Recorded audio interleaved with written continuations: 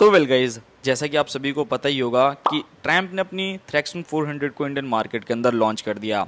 अब अगर आप इस बाइक को देखोगे तो ऑलमोस्ट काफ़ी हद तक चीज़ें जो है ना वो स्पीड 400 जैसी हैं। तो काफ़ी लोग कंफ्यूज भी हैं कि भाई स्पीड 400 लेना समझदारी है या थ्रैक्सन 400 लेना समझदारी है, या फिर दोनों में अगर एक नॉर्मली बेसिक देखा जाए कि दोनों में आपको क्या क्या मेजर चेंजेस देखने को मिलते हैं, किसका प्राइसिंग क्या रहने वाला है, किस में ज़्यादा एक्स्ट्रा फीचर है, किस में ज़्यादा पावर है। सो आज की वीडियो में हम लोग इसी टॉपिक पे बात करने वाले हैं। दोनों ही बाइक्स को कंपैरिजन करने वाले हैं कि कौन सी बाइक आप लोगों के लिए एक समझदारी वाला काम रहेगा और कौन सी बाइक की तरफ आप लोगों को जाना चाहिए। सबसे पहले लुक्स एंड डिज़ाइन के बारे में बात करते हैं। जब इंडियन मार्केट के अंदर बाइक स्पीड 400 लॉन्च हुई थी तो काफ़ी लोगों को जो है ये बाइक पसंद है, बिकॉज यहाँ पर अगर आप लोग लुक देखोगे ना तो कुछ आप लोगों को क्लासिक मॉडर्न टाइप की वाइब जो है वो डेफिनेटली देता है, कुछ रेट्रो टाइप का लुक जो है वो डेफिनेटली इस बाइक के अंदर मिलता है, जो देखने में काफ़ी ज़्यादा प्रीमियम है एंड काफ़ी ज़्यादा बेहतरीन भी लगता है। अगर मैं बात करता हूँ थ्रैक्सन 400 के बारे में ना, सो अगर आप लोग एक बाइक एंथुजियाज हैं एंड आप लोग बाइक एंथुजियाज होते होते भाई धीरे धीरे आगे बढ़ते बढ़ते आपको कुछ हट करके ही चाहिए कि कुछ अलग डिजाइनिंग हो, कुछ अलग जो है कॉन्सेप्ट हो, सो डेफिनेटली वहां पर निकल करके आती है कैफे रेसर। मतलब ये बाइक जो है ना वो काफ़ी ज़्यादा हट करके होती हैं, बहुत ज़्यादा क्लासिक रहती हैं, बट कहीं ना कहीं मॉडर्न फीचर्स को भी कैरी करती हैं अपने साथ। तो वैसे ही कुछ जो है आप लोगों के साथ थ्रैक्सन 400 के साथ देखने को मिलता है। अब लुक्स एंड डिज़ाइन में आपके ऊपर छोड़ता हूँ। एक तरफ आपको रेट्रो क्लासिक बाइक देखने को मिलेगी, एक तरफ कैफे रेसर आपको बाइक देखने को मिलेगी। सो बेसिकली मेजर अगर आप लोग देखोगे तो दोनों में ज़्यादा डिफरेंस नहीं है। थोड़ी सी क्लासिक जो स्पीड 400 है वो आप लोगों को वाइब देने वाली है, एंड अगर आपको कैफे रेसर टाइप की बाइक चाहिए तो भाई यहाँ पर आपको फेयरिंग जो है वो थोड़ी सी एड ऑन हो जाती है। एक तरीके से कह सकते हो कि सेमी फेयरिंग टाइप की बाइक जो है यहाँ पर आपको मिल जाएगी। सो ये एक चीज़ है। बात करते हैं अपने सबसे पहले पॉइंट के बारे में कि दोनों ही बाइक्स के अंदर इंजन कौन सा आता है।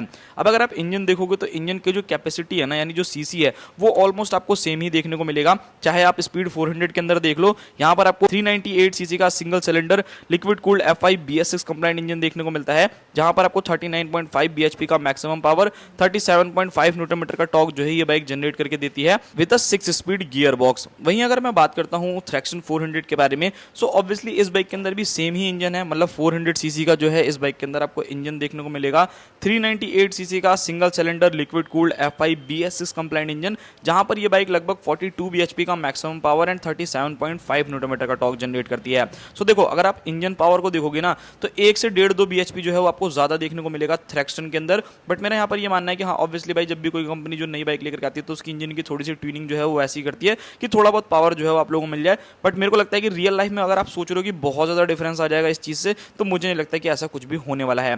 बाकी दोनों ही बाइक्स अगर आप टॉर्क को देखते हो तो वो बिल्कुल सेम है, 37.5 न्यूटन मीटर तक का टॉर्क जो है यहाँ पर आपको बाइक में मिलेगा।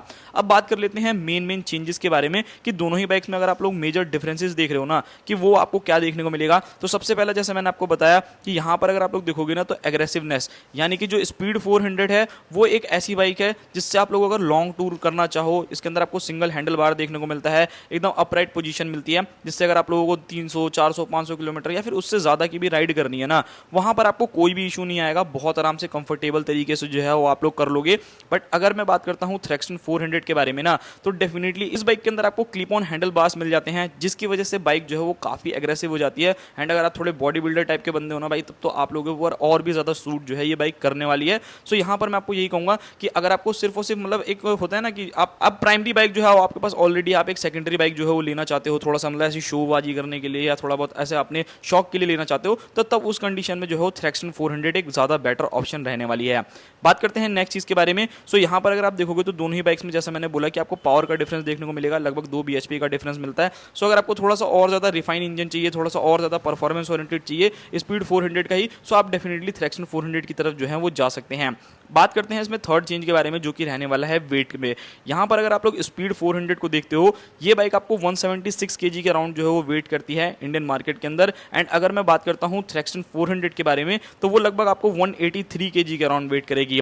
अब यहाँ पर अगर आप लोग वेट देखोगे तो लगभग 6 से 7 किलो जो है वो आप लोगों का इंक्रीज हो गया है। देखो, बहुत ज़्यादा फर्क तो नहीं डालेगा, बट हाँ, जो 1 bhp 2 bhp बढ़ करके आई है ना, तो पावर टू वेट रेशियो जो है वो ऑलमोस्ट दोनों बाइक का सिमिलर रहेगा। वहाँ पर आपको कोई भी चेंजेस जो है वो नहीं देखने को मिलने वाला। तो तो ये एक चीज़ है। बाकी आप लोगों की थॉट प्रोसेस है भाई, जैसा आप लोग सोचोगे कि कौन सी बाइक जो है वो आपके ज़्यादा बेटर है, आप उसकी तरफ जो है वो जा सकते हैं। बात करते हैं नेक्स्ट चीज़ के बारे में, जो कि रहने वाली है प्राइसिंग। यहाँ पर अगर आप स्पीड 400 को देखते हो, सेम वही चीज़ें मिलती है, सेम इंस्ट्रूमेंट क्लस्टर है, सेम स्विचेस की क्वालिटी है, सेम इंजन पावर है, टायर्स वायर्स देखोगे, सस्पेंशन देखोगे तो सब कुछ एकदम सेम टू सेम मिलता है। बट वो बाइक आप लोगों को 2.46 लाख रुपीज़ में एक्स शोरूम कॉस्ट करने वाली है। मतलब मोटा मोटा मान लो 2.5 लाख रुपए में जो है ये बाइक आप लोगों को एक्स शोरूम कॉस्ट करती है, जो आपकी स्पीड 400 आती है। बट अगर वहीं मैं बात करता हूँ आप लोगों की थ्रैक्सन 400 के बारे में ना, तो यहाँ पर ये बाइक आपको 2.74 लाख रुपीज़ में एक्स शोरूम जो है वो कॉस्ट करती है, जो कि मेरे को लगता है कम से कम 25-26-28 हज़ार रुपये के आसपास में जो है वो आप लोगों को एक्सपेंसिवर साइड पड़ने वाली है। तो भाई यहाँ पर आपको 28 हज़ार रुपये में क्या क्या चीज़ें मिलती हैं वो भी मैं आपको बता देता हूँ। सबसे पहली चीज़, आपको फ्रंट के अंदर थोड़ी सी फेयरिंग मिलेगी।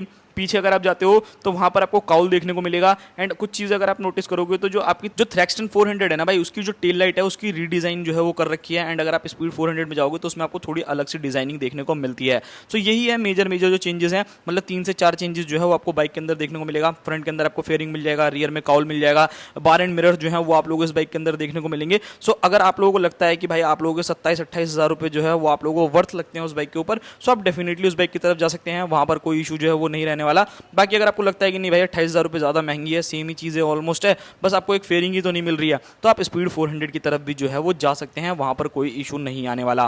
बाकी अगर मैं दोनों ही बाइक्स की बात करूँ फीचर्स के बारे में कि दोनों ही बाइक्स में आपको क्या क्या फीचर्स ऑफर करती है कंपनी, तो ऑलमोस्ट बिल्कुल ही सेम टू सेम फीचर्स हैं। सबसे पहले आपको दोनों ही बाइक्स के अंदर ऑल एलईडी सेटअप मिलेगा, चाहे वो फ्रंट की हेडलाइट्स हो, चाहे रियर की टेल लाइट हो, या फिर इंडिकेटर्स हो, सारी की सारी चीजें all LED setup, semi digital meter. And ये चीज मुझे लगता है कि होनी भी चाहिए, बिकॉज एक क्लासीनेस जो है ना वो आपकी बरकरार रहती है, कि आपको लगेगा, फील भी आएगा कि हाँ भाई एक कैफे रेसर टाइप की बाइक चला रहा हूँ या फिर एक क्लासिक रेट्रो टाइप की बाइक जो है वो चला रहा हूँ। बाकी बाइक के अंदर आपको traction control, hazard light, USB charger, gear indicator, ride by wire से ये सारे के सारे फीचर्स जो हैं इस बाइक के अंदर मिलते हैं।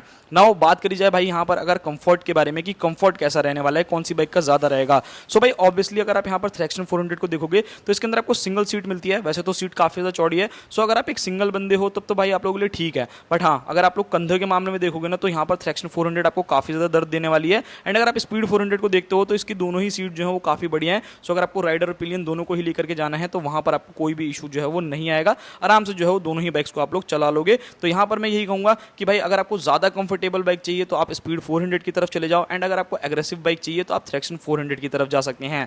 हीटिंग एंड वाइब्रेशंस के बारे में बात करूं तो देखो लो वाइब्रेशंस है, बहुत ज्यादा वाइब्रेशंस आपको दोनों बाइक्स में नहीं मिलती। बट हाँ, 400 सीसी का इंजन है, परफॉर्मेंस ओरिएंटेड इंजन है, तो हल्का फुल्का हीटिंग इशू जो है वो आपको दोनों ही बाइक्स के अंदर देखने को मिलेगा। 13-13 लीटर का दोनों ही बाइक्स में आपको फ्यूल टैंक मिल जाएगा, जहां पर आपको एवरेज जो है वो लगभग मान के चल सकते हो 25 से 28 के बीच में। एंड थोड़ा बहुत जो है या एक्स्ट्रा जो है वो आप लोगों को एवरेज दे देगी, डिपेंड करता है कि आप इस बाइक को कैसे चलाते हो। बाकी ओवरऑल चीजों के बारे में बात करूं, लाइक ब्रेकिंग के बारे में, सस्पेंशन के बारे में, टायर्स के बारे में, तो दोनों ही बाइक्स के अंदर आपको 300 mm की फ्रंट डिस्क, 230 mm की रियर डिस्क देखने को मिलती है। एंड ब्रेकिंग के मामले में ना भाई स्पीड 400 बहुत ज्यादा लाजवाब है, एंड वैसे ही थ्रैक्सन 400 भी होने वाली है, उसमें आपको कोई भी कॉम्प्रोमाइज नहीं करना पड़ेगा।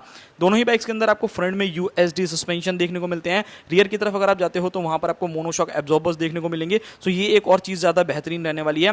बाकी यहाँ पर अगर मैं टायर्स के बारे में बात करूँ तो दोनों ही बाइक्स के अंदर आपको 110 70 17 के फ्रंट टायर, 150 60 17 से आपको रियर टायर। एंड अगर आप लोग दोनों ही बाइक्स में आपको यही सेम टायर साइज जो है वो देखने को मिलेगा। बाकी अगर डायमेंशंस में बात करी जाए तो थोड़ा बहुत डिफरेंस रहने वाला है। लाइक सीट हाइट में अगर आप देखोगे तो जो स्पीड 400 है वो 780 mm के आसपास में सीट हाइट लेकर के आती है, एंड अगर आप थ्रैक्सन 400 को देखोगे तो 795 mm की जो है वो सीट हाइट मिल जाती है। तो 5 mm का डिफरेंस है, तो भाई वो चीज आप लोग देख लेना। बाकी अब दोनों में से कौन सी बाइक किसको लेनी चाहिए उसके बारे में बात करते हैं। स्पीड 400 में उन लोगों को रिकमेंड करूंगा जिनको जो है डेली ज्यादा बहुत ज्यादा चलना होता है, ज्यादा हाईवेज रनिंग है, बहुत ज्यादा लंबे लंबे टूर भी आप लोग करते हो। सो उस कंडीशन में अगर आपको कंफर्टेबल बाइक चाहिए तो स्पीड 400 ज्यादा बेस्ट है। एंड अगर आप एक ऐसे बंदे हो जो कि थोड़ा शहर में रहता है, कॉलेज जाना है या जिम जाने के लिए चाहिए, या मतलब ऐसे थोड़ा बहुत घूमने फिरने के लिए चाहिए, तो थ्रैक्सन 400 एक बेटर ऑप्शन रहेगी। सो ये था पूरा वीडियो, मिलते हैं किसी और नेक्स्ट वीडियो में, तब तक के लिए बाय बाय।